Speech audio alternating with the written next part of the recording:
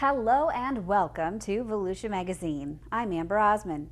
In today's episode, just in time for holiday travel, TSA brings its PreCheck enrollment center to the Daytona Beach International Airport. Volusia County Beach Safety introduces a pilot program making beach wheelchairs available to visitors, and early bird registration closes soon for the Daytona Beach Half Marathon, Relay, and 5K. In Volusia Here and Now, Kendra Lee visits a working snake farm. In Community Health Matters, Stephanie Strong talks to a former MLB All-Star about his new calling in Volusia County. And finally, joining Community Information Director Dave Byron in the studio is Lieutenant James Day with the Volusia County Sheriff's Office. Those segments, news, and more coming right up on Volusia Magazine. I hope you stay tuned.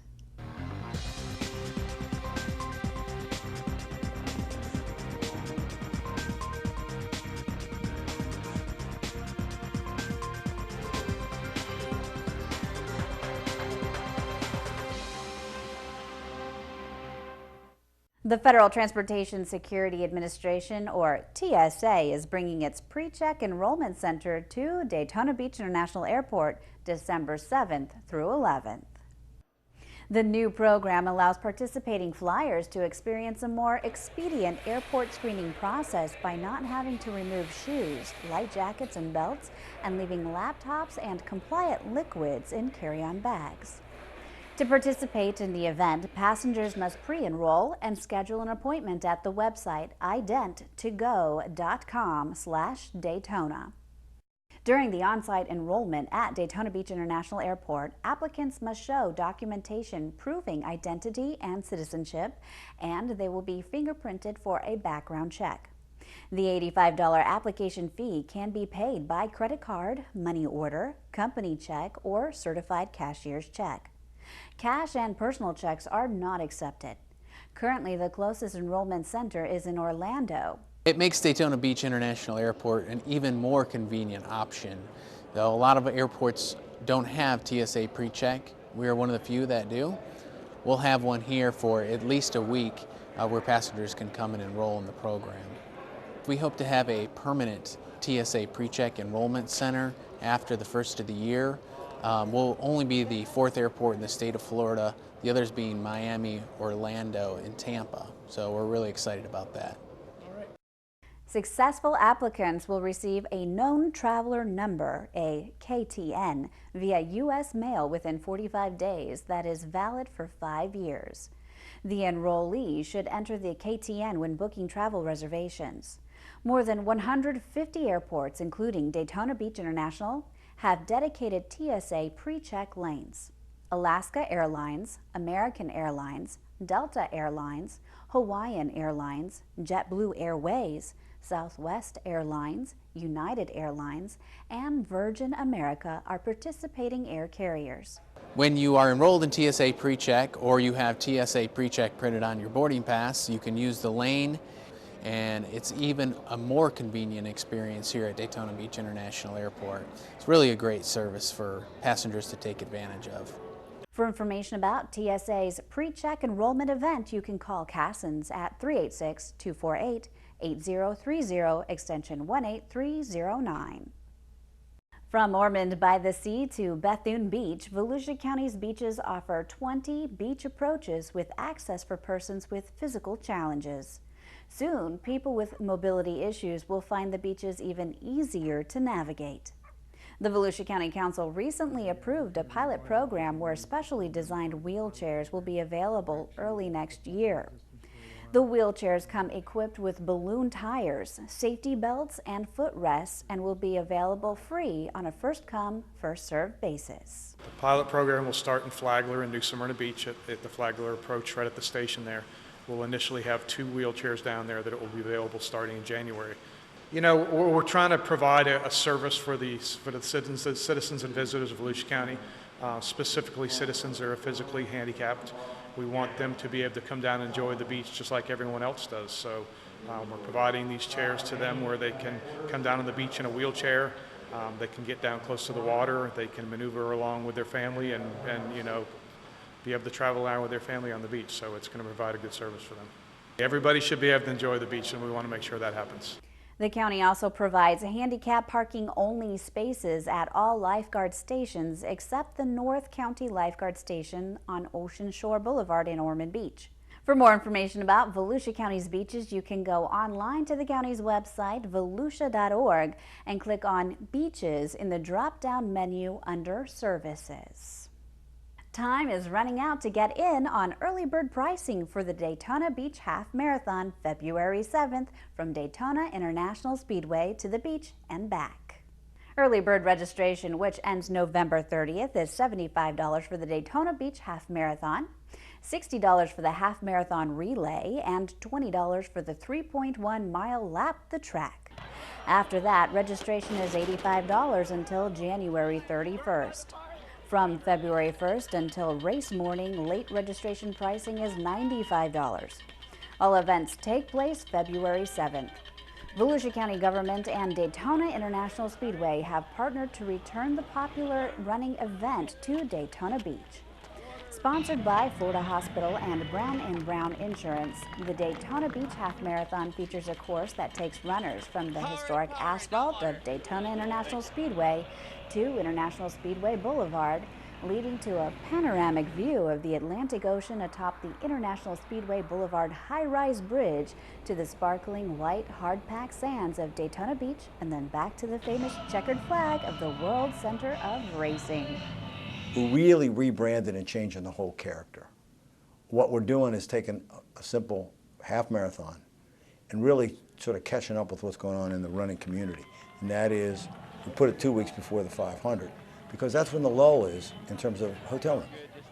And it's a beautiful time weather-wise. And you think about who you're competing with.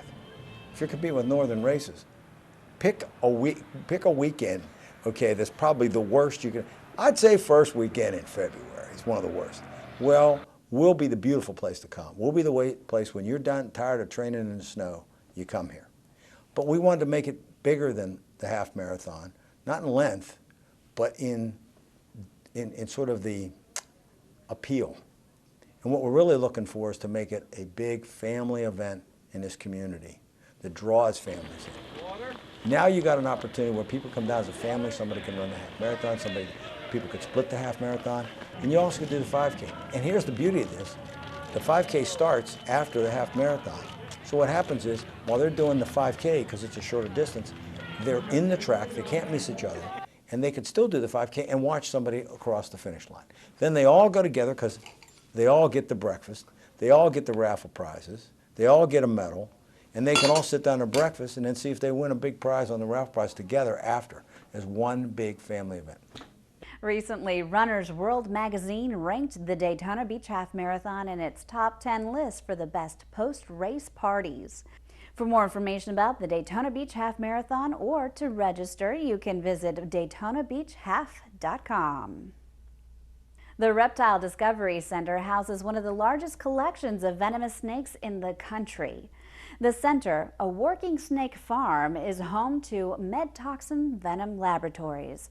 It's a large-scale producer and distributor of snake venom for research and pharmaceuticals. Here's Kendra Lee in this week's Volusia Here and Now.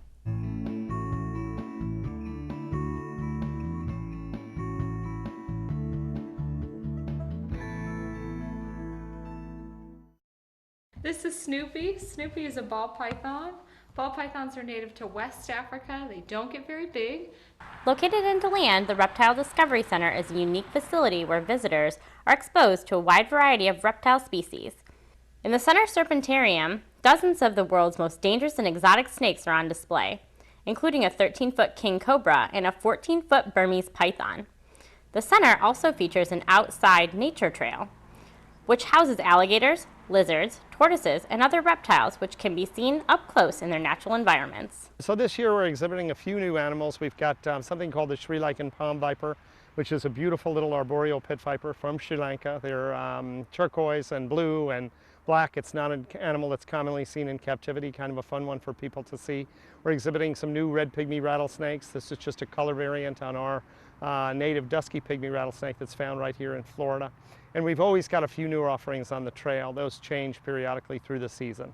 Though the reptile zoo is fascinating, the real reason for the center is to maintain dangerous and some deadly venomous snakes and harvest their venom. Mid-Toxin Venom Laboratories is a commercial venom production facility, and we maintain about 1,000 venomous snakes at any given time. Usually a little better than half of those are on the venom rotation, or what we call on the venom line. That means they're being handled every 14 days or so to harvest their venom. Those venoms are used to make antiserums. The Discovery Center and Mid-Toxin don't make antivenom. That is a large pharmaceutical process. A medical company makes the antivenom. But we work in conjunction with several other laboratories in the United States, harvesting snake venoms, which are then used to immunize a host animal, a horse or a sheep. And that's what antivenom is. It's an equine, a horse, or an ovine, a sheep antibody that is made to raw snake venom. The Reptile Discovery Center is just one of a handful of facilities in the world that can view venom extraction in a safe and comfortable environment. We're going to begin our venom program in just a few minutes. The program is narrated, so you have an excellent understanding of what's happening as we go through it. There are 6 laboratories here in the U.S., the Reptile Discovery Center being one of these, and roughly 30 worldwide. Some of those privately owned, whereas others are set up by the government. The center, we are constantly raising a good deal of the animals that are used in venom production.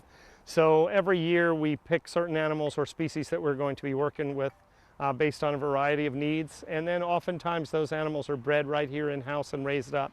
Many of the snakes you'll see on the venom line have been with us now almost 20 years, producing venom for that entire time. Each day at the center that we're open, Thursday through Sunday, we offer 2 venom programs, Thursday, Friday, and Saturday, and then 1 venom program on Sunday mornings. And people can come in and watch the snakes handled to harvest their venom. The program is narrated. This magnificent reptile is found in a variety of habitats and often coexists with a large number of other species in gopher tortoise burrows. So there's an explanation of what's happening behind the glass, and we're handling coral snakes and copperheads, rattlesnakes, cobras, these kind of things. Again, and you get to watch this process. The animals are handled safely, of course behind glass, so it's a safe viewing for the public. And you have the chance to watch these animals bite in this unique branch of science called venom extraction, and you can witness that up close and personal here at the center. To learn more about the center, visit reptilediscoverycenter.com. For Volusia Here and Now, I'm Kendra Lee. Admission to the Reptile Discovery Center is $8.50 for children and $10.50 for adults. Annual passes and specialty discounts are also available. Former Major League Baseball player Darryl Strawberry is coming to Volusia County, and he's hoping to hit a grand slam with the opening of a new recovery center in 2016. The facility is designed to help people who are struggling with addictions. Stephanie Strong has more in this segment of Community Health Matters.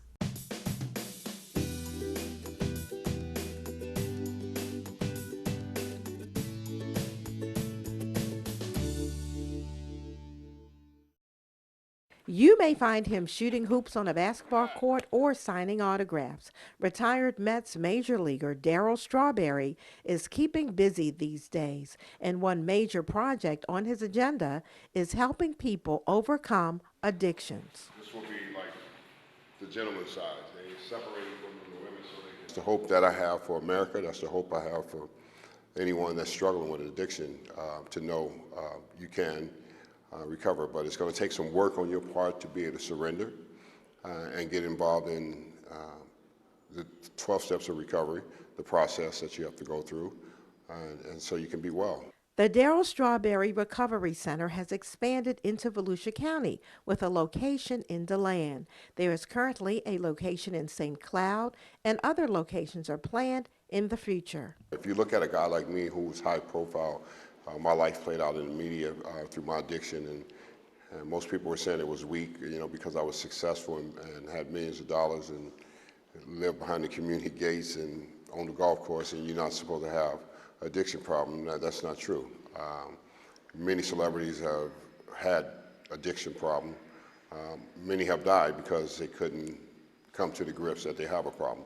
The Darryl Strawberry Recovery Center was founded in partnership with Strawberry and Oglethorpe Healthcare Incorporated to provide individuals suffering from substance abuse with a center for excellence in addiction treatment and recovery.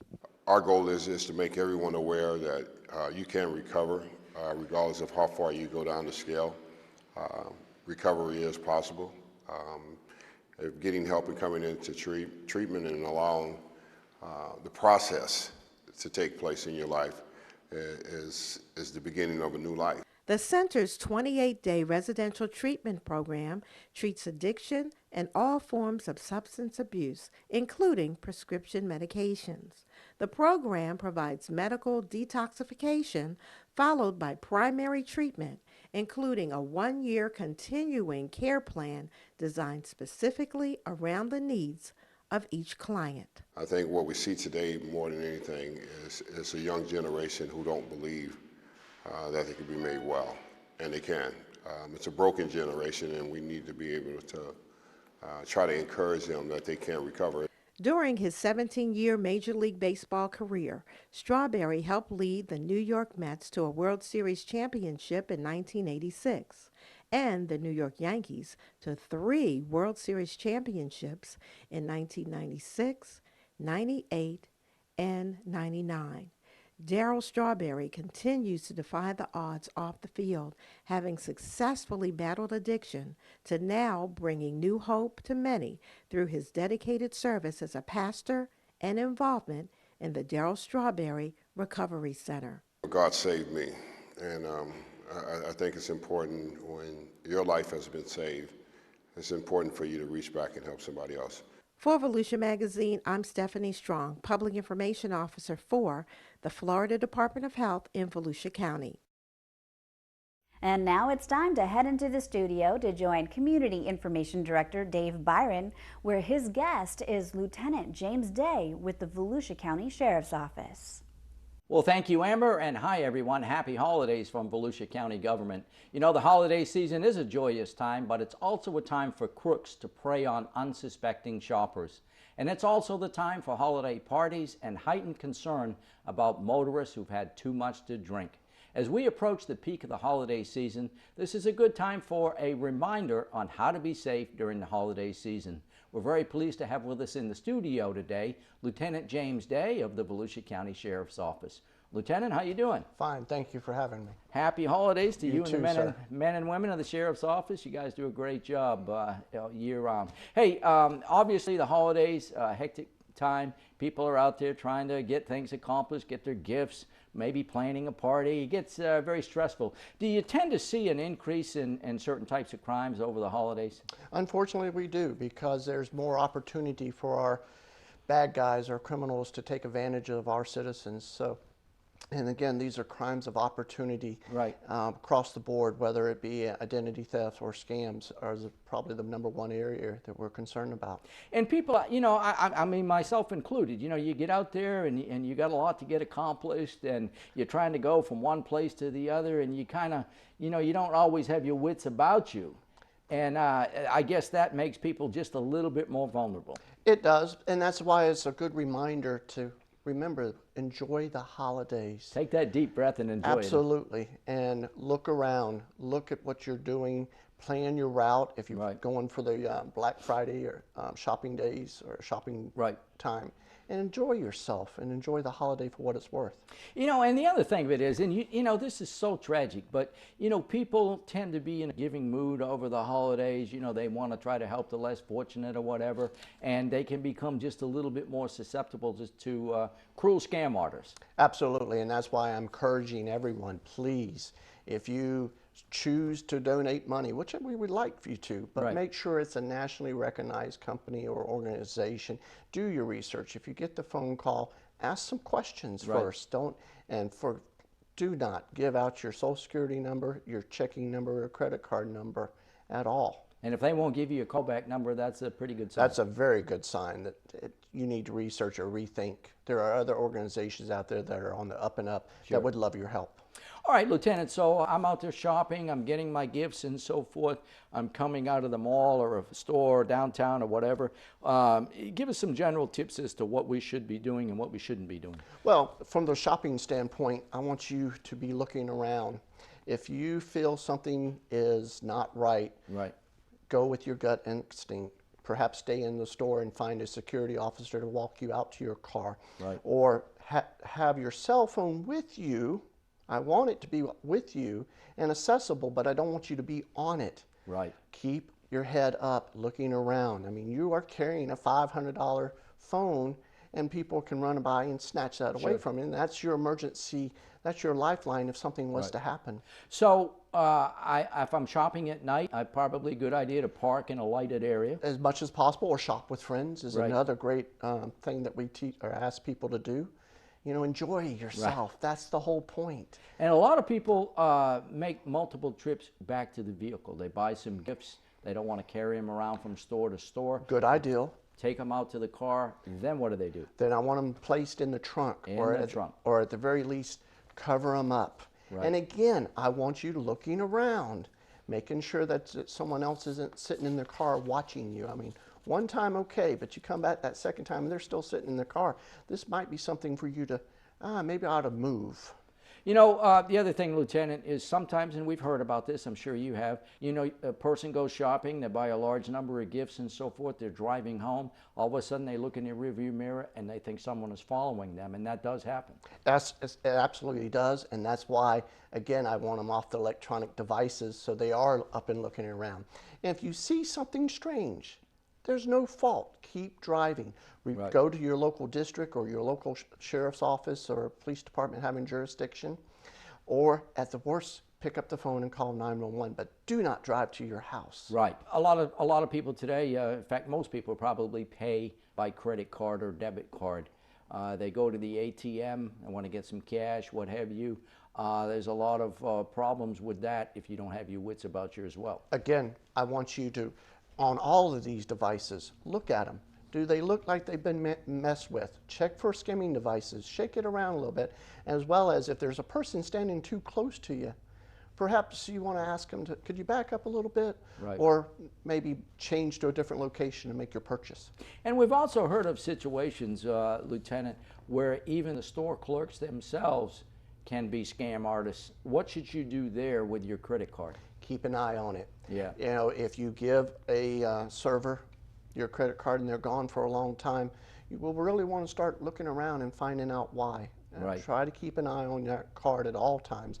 And more importantly, make sure you have your credit card numbers on file at the house. And check your credit card statements. You know, the holidays, a great festive time. A lot of people like to go to holiday parties, host holiday parties, that sort of thing. The problem of people that are on the roads after they've had too much to drink, significant problem over the holidays, as it is year-round, really. Yes, for any main event, and again, that's why we're encouraging you. We want you to have a good time, but we also want you to come home safe, and that's why it's imperative that you have a designated driver with you. And just a good reminder for everyone out there, Florida law requires that if you have been arrested for drunk driving, you automatically go to jail for a period of time. You do, but again, we don't want to get to that point. Yeah, and more importantly, I want you to go home safe as well as all the other people that are on the road to go home safe. All right, I'm on my way home. I'm sober, but the motorist in front of me or the motorist behind me is driving in a manner that you think they're impaired. What's the advice there? One, make sure you are safe. Perhaps get off the roadway, slide over to a different street, but also pick up the phone and call 911 and give the information to the communicator the best you can. But again, I want you to be safe. I'm thinking that if I'm on the road and I see someone that may have had too much to drink, I'm better to be behind that person than I am in front of that person. Absolutely. And again, it may not be a drunk driver. It could be a person on their electronic devices. And again, that's why we please put the devices down. Or someone who's had way too little sleep. Absolutely. Again, pull over, perhaps make a turn. You know, it may take you one block out of the way, but it may also, at the end of the day, help save your life. In recent years, and you just mentioned it, in recent years, everyone has got a cell phone device. People today like to text. Texting and driving under any conditions is really a recipe for problems. Absolutely, and we've seen an increased number of traffic accidents because of that sole purpose. And kids, you know, the young drivers, you know, they're so prone to, you know, communication and all of that. Really need to stress to the younger drivers, you know, please have your wits about you and don't use that cell phone. And again, if you have your young person driving, we also provide, Sheriff's Office provides a teen driving challenge course that will address that very issue. But at the end of the day, it goes back to you need 2 hands on the wheel, 2 eyes on the road, and looking around. You know, over the holiday period, people tend to be a little edgy, they tend to be stressed and so forth. I guess when it comes to road rage, I guess there's no better advice than to just chill out, man. I mean, Right, it takes 2 right. to have a road rage incident. Otherwise, you just have a person that's driving erratic. Right. So again, back off on your speed, pull over on the side of the road, or not pull over if you can, and let it go. Right. Because it's the holidays. You know, I want you going home safe as well as I want your family to be safe too. And I guess, you know, the key, as you just said, I'm glad you pointed that out. The key is it takes 2 to engage in an incident. So if one person is out of control, I guess it's incumbent on the other person to just turn the other cheek, To be the better person. Swallow hard and not engage. Correct. Every year, the Sheriff's Office has, you know, the 100 Deputies, 100 Kids event for underprivileged kids. I know you're going to be doing that again this year. Just a great opportunity to give some kids that really need a little help, to give them a very nice holiday season. And again, we thoroughly enjoy that. I can tell you personally that the sheriff enjoys that one day more so than any other. And if you do have an extra gift that you don't have a home for, drop it by the district office and we'll make sure it gets to a needy child. Well, Lieutenant, I want to thank you for being with us today. Some great information. You know, nothing that is more than just common sense, but people need to have that common sense, particularly on the holidays, huh? And enjoy yourself. Enjoy yourself. Take a deep breath. Well, again, thank you very much for being with us today. It was my pleasure. Our guest today, Lieutenant James Day of the Volusia County Sheriff's Office. And again, let's be safe out there and happy holidays, everyone. With that, Amber, we'll go back to you. Thanks, Dave, and thank you too for watching Volusia Magazine. If you have any questions about the show, you can always feel free to give us a call at any of the numbers you see listed here, or you can log on to volusia.org and click on the News tab at the top of the screen to find us. Incidentally, you can find the County Council's meeting calendar there too. In fact, you can use volusia.org to find out about meeting dates, workshops, topics of interest, activities, and how you can become involved. And we hope you won't forget to listen to Volusia Today. That's Volusia County Government's weekly public radio broadcast. Volusia Today airs every Tuesday, Wednesday, and Sunday mornings on the local radio stations you see on your screen. For Volusia Magazine, I'm Amber Osmond. Have a wonderful evening.